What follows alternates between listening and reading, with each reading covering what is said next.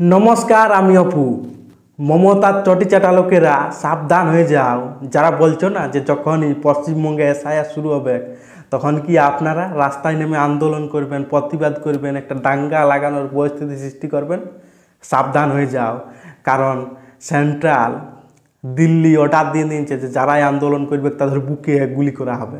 শুনুন আপনারা সুকান্ত মজুমদার কি বলছে, শুনুন। আর কত লন্ডভন্ড করতে পারেন আমরা দেখবো। আর আমি সাধারণ মুসলিম ভাইদেরকে যারা আমাদেরকে ভোট দেন না তাদেরকেও বলছি, তৃণমূলের নেতাদের কথায় রাস্তায় নামবেন না। রাস্তায় নামলে সেন্ট্রাল বাহিনী নামবে, যেরকম মুর্শিদাবাদে নেমেছিল। যদি ভ্যান্ডালিজম করেন, দোকান ঘর পোড়ান, বাড়িতে আক্রমণ করেন, তৃণমূলের কোন নেতার ছেলের জীবন যাবে না। সেন্ট্রাল বাহিনী নামলে করে কিন্তু গুলি চলবে, আপনার বাড়ির লোকেটার গুলি লাগবে। তৃণমূলের নেতারা এসি ঘরে বসে থাকবে, তাদের কিন্তু গুলি লাগবে না। তাই তৃণমূলের ভাগে পা দেবেন না। আগে ভালো করে বুঝুন, ভারতীয় যারা ভারতীয় মুসলিম হোক হিন্দু হোক তারা তাদের নাম ভোটার লিস্টে থাকবে। এসআইআর এর মাধ্যমে তাদের নাম আবার নতুন করে 2025-এর নির্বাচনের আগে, 26-এর নির্বাচনের আগে 25-এ লিস্ট। শুনলেন সুকান্ত মজুমদারের কথা কি বলল, যে যারা এসআইআর এর বিরুদ্ধে করবে, একটা পশ্চিমবঙ্গের দাঙ্গা লাগানোর পরিস্থিতি সৃষ্টি করবে, তাদেরকে কি সেন্ট্রাল বাহিনী দ্বারা কি ফুকে গুলি করা হবে। সাধারণ মানুষ বিশেষ করে ইলিগ্যালগুলোকে বলবো, যখন আপনাদের ভোটার লিস্ট থেকে যখন আপনারা বাদ যাবেন না, তখন দাঙ্গা লাগানোর যে পরিস্থিতি পশ্চিমবঙ্গে তৈরি করবেন, সাবধান হয়ে যান আগেই। কারণ আপনাদের বুকে গুলি করা হবে।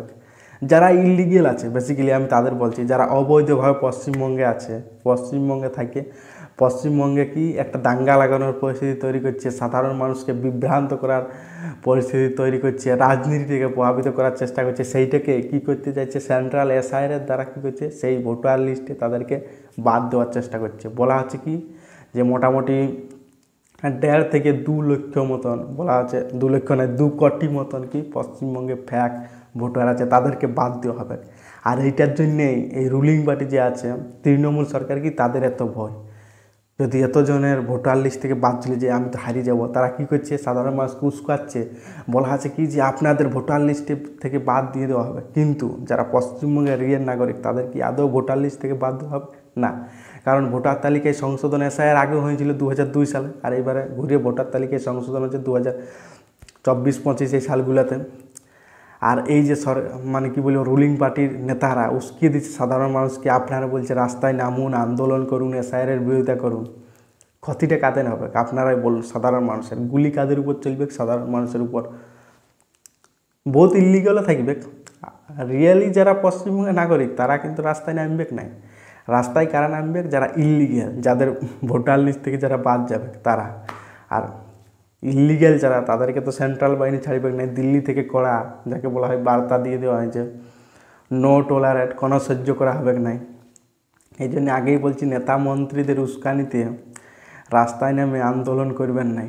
মানে আন্দোলনটা ঠিকই আছে, যে দাঙ্গা লাগানোর পরিস্থিতি, এই কাজটা কিন্তু করবেন নাই। কারণ সেন্ট্রাল অলরেডি বুঝে গেছে, যখন এনআরসি সিএ করতে গেছিল তখনই সেন্ট্রাল বুঝে গেছিলো যে পশ্চিমবঙ্গে কী প্রকার দাঙ্গা লাগে, সেইটাকে কিভাবে কন্ট্রোল করা যায়, ওইটার কিন্তু ফুল বলা চলে প্রিপারেশন তৈরি হয়ে আছে সেন্ট্রাল দিল্লি। আর দিল্লি থেকে পারমিশন, সুকান্ত মজুমদারের কথাটা আপনারা শুনলেনই, বুকে গুলি করা হবে, বুকে। আপনাদেরকে আমি বলছি, যারা রিয়েল নাগরিক আপনাদেরকে বলছি, নেতা মন্ত্রীরা যে তো উস্কানি দেয় সাধারণ মানুষদেরকে, আপনারা রাস্তায় নামুন, আপনারা লড়াই করুন।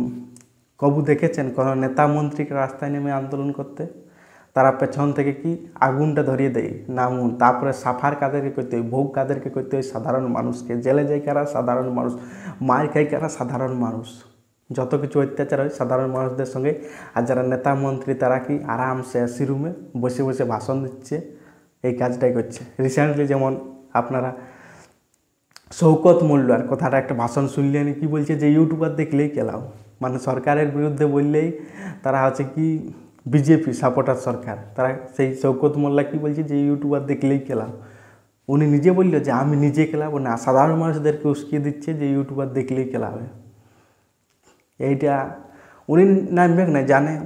তখন কি ওনার উপর কেস হবে, হোক সাধারণ মানুষের উপর কেস হোক, উনি বলছে আমি পেছনে আছি তো, তারপর আমি যা করার করবো। ভোগ করবে কে? সাধারণ মানুষ। ডিম ভাতের লোভে, 5-6 টাকার লোভে কারা ভোগ করবে? সাধারণ মানুষ। এই জন্য বলছি বুঝুন।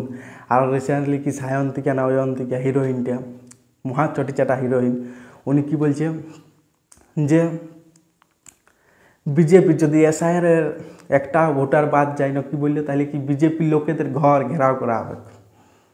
উনি নিজে ঘেরাও করবে না, কারা ঘেরাও করবে? সাধারণ মানুষ। সাধারণ মানুষদেরকে লেলিয়ে দেওয়া হবে, তারা ঘেরাও করবে, তারপরে তাদের উপর কেস হবে, ভোগ কারা করবে? সাধারণ মানুষ। এই জন্য বলছি বুঝতে শিখুন। এই যারা নেতা মন্ত্রী তাদের চটি না চেটে নিজেদের বুদ্ধি দিমাগকে কাজে লাগাও, আর কোনটা ঠিক কোনটা ভুল বুঝতে শিখুন।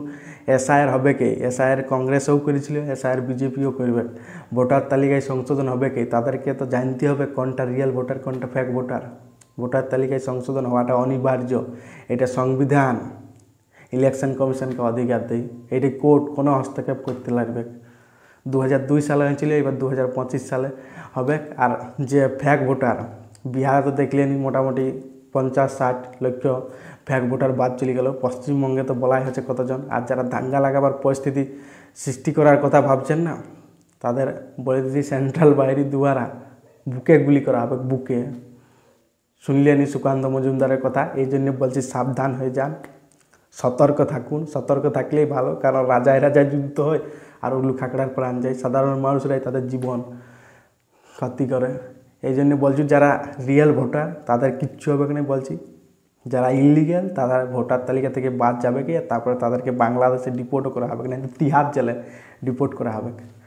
বাকি ভিডিওটা এখানে এন্ড করছি। ভালো লাগে থাকলে লাইক করবেন, কমেন্ট করবেন, সাবস্ক্রাইবার করবেন, তাহলে কি বহুত মোটিভেশন পাবো। লড়াইটা আপনাদের জন্য জারি রাখতে পারবো। এই দুর্নীতি বা চোর সরকারের বিরুদ্ধে আওয়াজ উঠাতে পারবো। জয় হিন্দ, জয় ভারত।